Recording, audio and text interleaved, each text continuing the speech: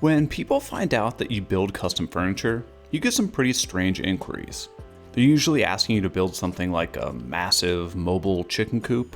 Literally, that's no joke. Or something super intricate like a Victorian style jewelry box. Or worst of all, a live edge epoxy river table. But when a client approaches you with a basic idea for a piece and wants you to design around a few small parameters, that's where I get excited. So far, you've seen me start breaking down some large red oak boards into some more manageable pieces. This time I can't blame my laziness on not getting my boards jointed like I usually do, because this time the joiner at my lumberyard was actually out of service, so I still had rough edges on all of my boards, but I can easily fix that using my track saw.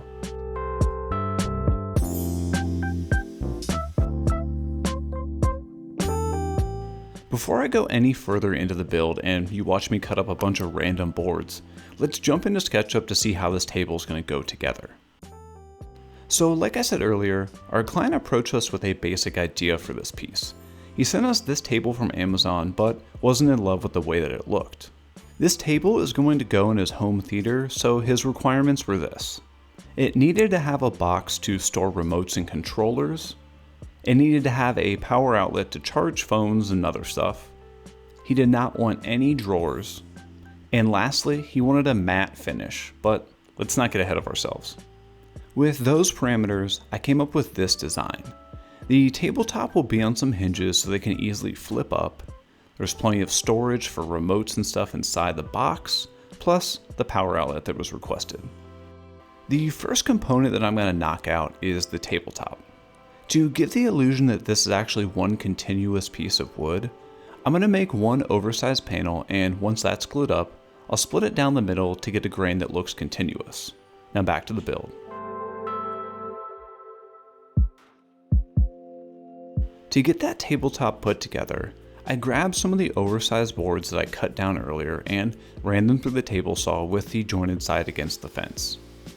The width of boards that I was able to get at the lumberyard require me to glue 3 boards together so that they result in a panel wide enough for the tabletop.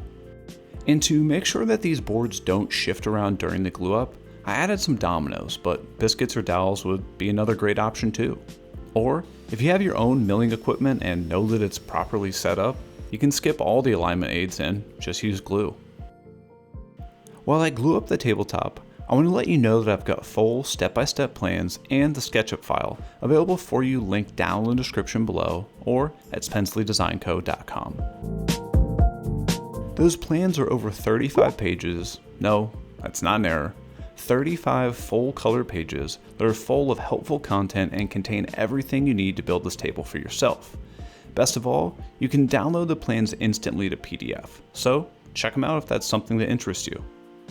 Once the glue on the tabletop cured, I could remove the excess glue squeeze out with my finest $2 rusty chisel and then sand the small ridges on the panel flat. I like to use this pencil trick where I liberally mark up the entire surface and then sand it all off just to make sure I didn't inadvertently gouge the surface. I can then rip the board to its final width and bring out the crosscut sled to bring it down to its final length.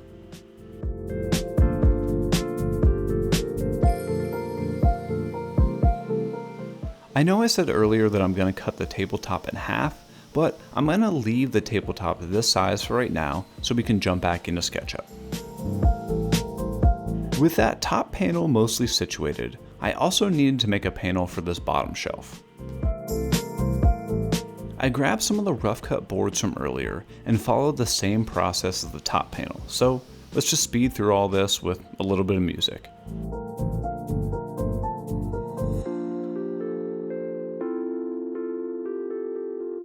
With the bottom panel made, the next area I want to focus on is the upper box.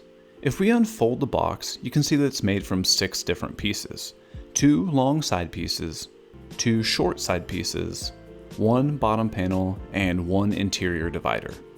These panels are going to be joined together with dados to add a ton of strength to the box, but enough animations, let's get back to the shop. I grabbed some more of those rough cut pieces from earlier and ripped them down to the final height of the box.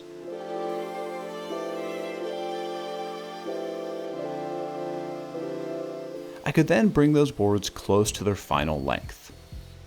The upper box is going to be joined together with mitered joints, so I need to bevel my blade to 45 degrees.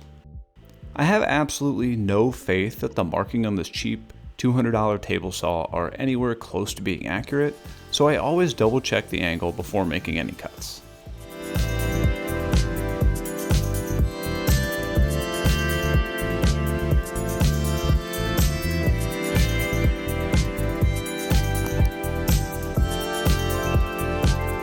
With all the miters cut, I marked out where I needed to route the dado to hold the bottom panel. Now you could definitely do this at the table saw, but I'm going to jump over to the router table this time. And just be aware, this makes a really big mess.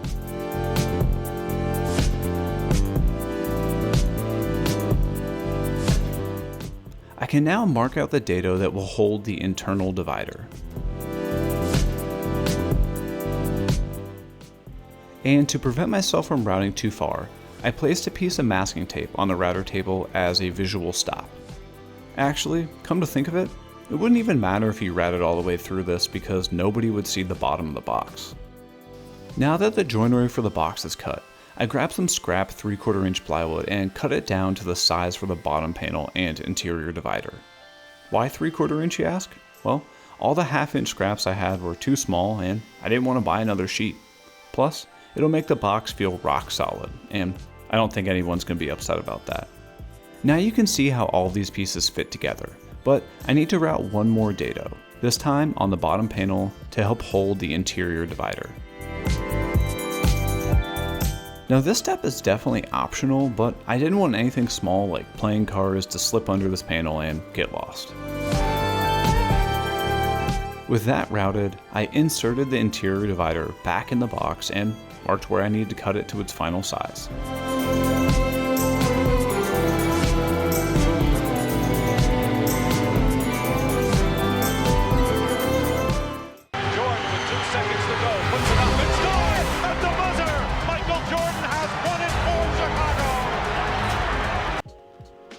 I grabbed this USB outlet from the Amazons and marked the area that I needed to cut out on the interior panel. I drilled a little starter hole, and with the help of the jigsaw and a little bit of editing magic, the outlet will fit in perfectly.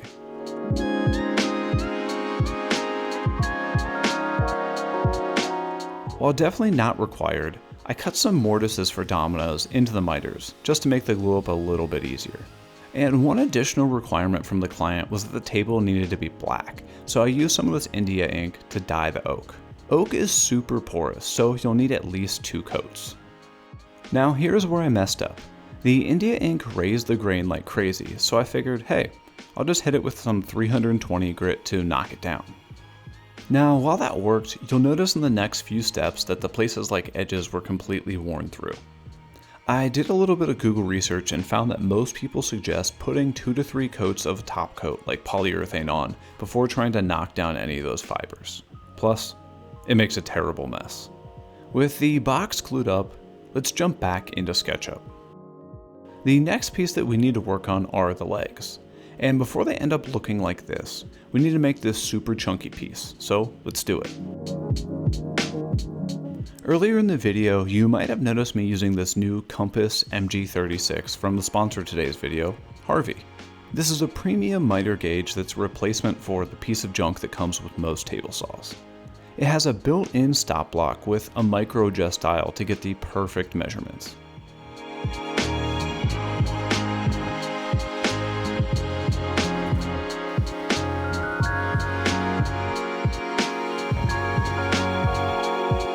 With the rough lengths broken out for the legs, I needed to rip them to a rough width of about 3 inches.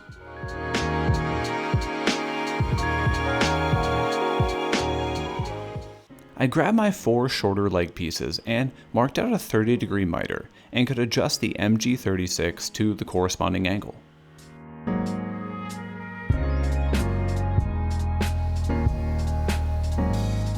I also needed to cut this piece off at a 60-degree angle.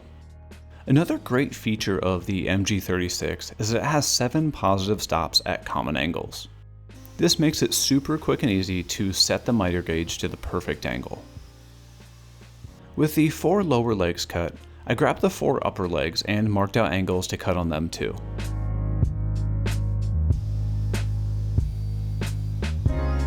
The second angle that I need to cut here is too steep for the miter gauge, so I'm going to make a quick sled, which you've likely seen me do before. I'll first run a scrap piece of plywood through the table saw, and then align the cut marks on my leg piece to the edge of that plywood. After screwing down some scrap blocks to hold the piece in place, I can run it back through the table saw to get a perfect cut.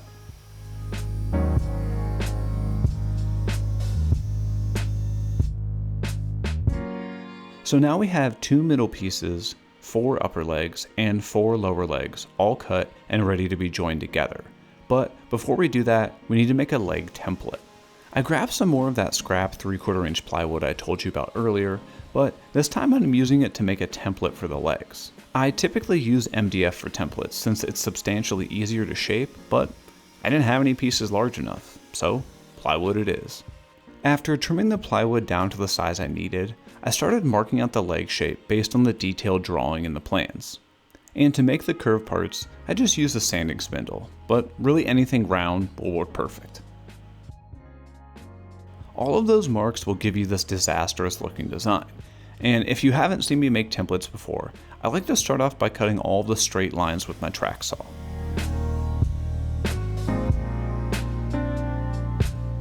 I then popped a new blade into my jigsaw and used that to cut all the curves. Now a bandsaw would definitely be much faster to do this, but that's not in the cards for me anytime soon. And even faster than that would be using the SketchUp file that I have with the plans to make the CNC cut it out. Again, I don't have one of those either. Damn. Now I'm no pro with the jigsaw, so my curves were a little bit rough, but nothing a little sanding can't fix.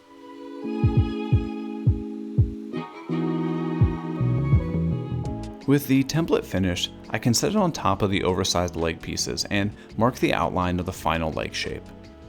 This allows me to visually see where I can insert a domino without risking cutting into it later. And as always, you do not need a domino to do this project. A cheap doweling jig would work great too, and that's what I use all the time before I purchase this domino. These angles are going to be pretty hard to clamp up, so I use these DIY angled clamping blocks to get perfect clamping pressure across the joint. Don't want to make these?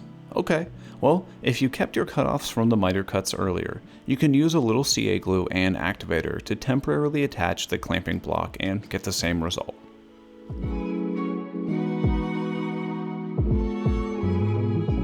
And once the glue sets up and cures between the upper and lower leg, I can attach the middle piece with some more dominoes.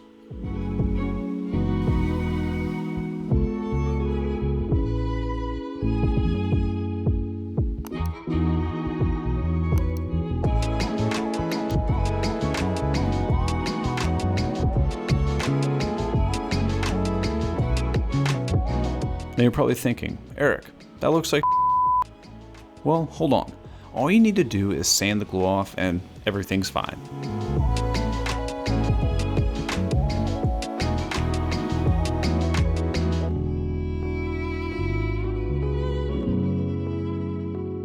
With the oversized leg blank all glued up, we need to cut it down to its final shape. I grabbed the template that I made earlier and once I was happy with the placement, traced out the template onto the legs. I could then start the very tedious process of roughly cutting out the legs. And the key here is to take your time and stay about 1/8 of an inch away from the black line.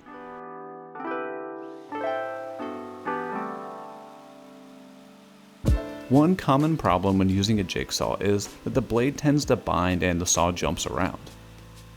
That happens when you're trying to turn the blade too tight, and to avoid that, make some relief cuts like I did here.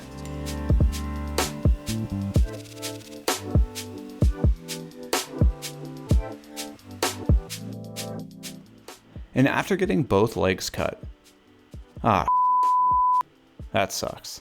I still have another one to do. Well, you know what else sucks? Trying to balance working my full-time job while running a furniture business and making these project videos. Luckily, my Patreon supporters are helping me work towards achieving my dream of quitting my full-time job. These are just some of the folks that support this channel, and I truly can't thank them enough for the support that they've given me. If you're interested in getting some unique rewards and supporting the channel, consider checking out my Patreon page, but as always, there's no pressure. Just enjoy the video. Once both the legs were cut out, I applied some double-sided tape to attach the template and grabbed my palm router with this small templating bit and started my favorite part. Let the chips fly.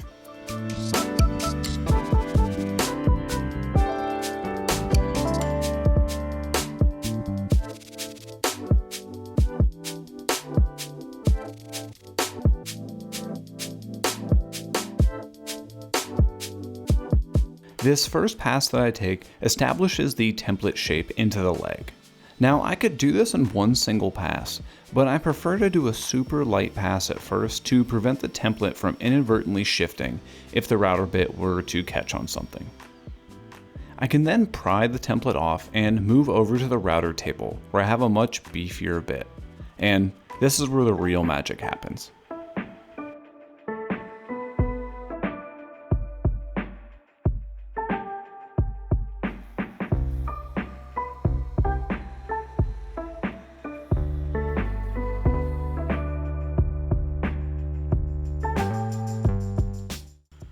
After the shape is finalized and a little bit of the mess is cleaned up, I like to swap out the flush trim bit with a smaller round over bit, as I find it helps the curved shape of the legs just flow a little bit better. Unfortunately, this isn't quite as exciting as that flush trim bit, so sorry if you thought you're going to get to see some more slow-mo. Alright, fine. I'll give you one.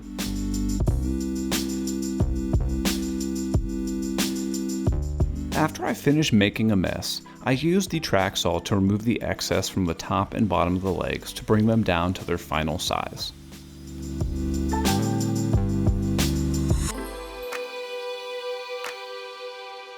And to attach the legs to the box, I use a couple dominoes. But honestly, this took a lot of time to line up, and it would have been a lot easier to drive some screws in from the inside or maybe just punch some dowels through. And if you're having trouble getting everything aligned, just remember to stick your tongue out. It helps. With the legs securely clamped on, I grabbed a Forstner bit and drilled out a mortise for these figure 8 fasteners to attach to the bottom shelf. These fasteners pivot to allow the panel to expand and contract with the seasons. I'll do the same thing on the top of the box to hold the folding tabletop on.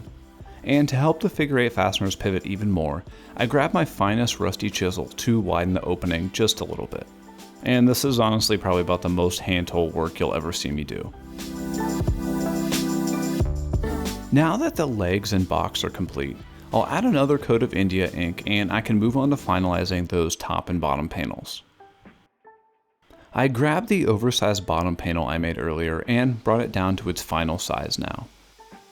Sure, I could have cut it down before, but I wanted to allow myself to slightly change the size of this piece in case I made a mistake when building the legs. For the tabletop, I'll start by splitting that oversized panel in half. These panels will have a super small gap between them, represented by the playing cards, and I'll attach some hinges right about here. Now, believe it or not, I've never actually used hinges before, and I didn't want to screw up the install, so I used this Craig concealed hinge jig. Just clamp it to your workpiece, insert the drill bit into the chuck of your drill, and start drilling. Just be sure to have your shop vac hose nearby. Once the main hole is drilled, you can remove the drill bit portion to reveal 2 more drilling guides for the screws that hold the hinge cup into place. And you want to see what happens if you don't use a shop vac to clear all the chips?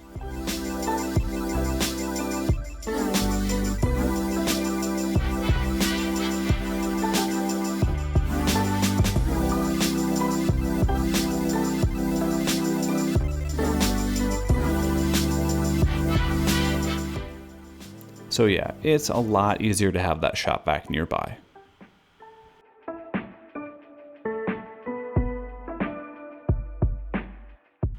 Anyway, with those holes drilled, I can insert the hinges and fasten them down. I then clamp the boards together and use some playing cards as a spacer while I fasten the other side of the hinge to the opposing board. And now we've got a tabletop that easily flips up. But there's one issue. These hinges don't hold the panel vertically very well, so I installed this gas strut to give a little bit more support. Since this table is going to be going into a home theater, the client requested some matte finish, so I grabbed some of this Total Boat Lust in matte. And after a few coats, this table is done. Introducing the Tim Table.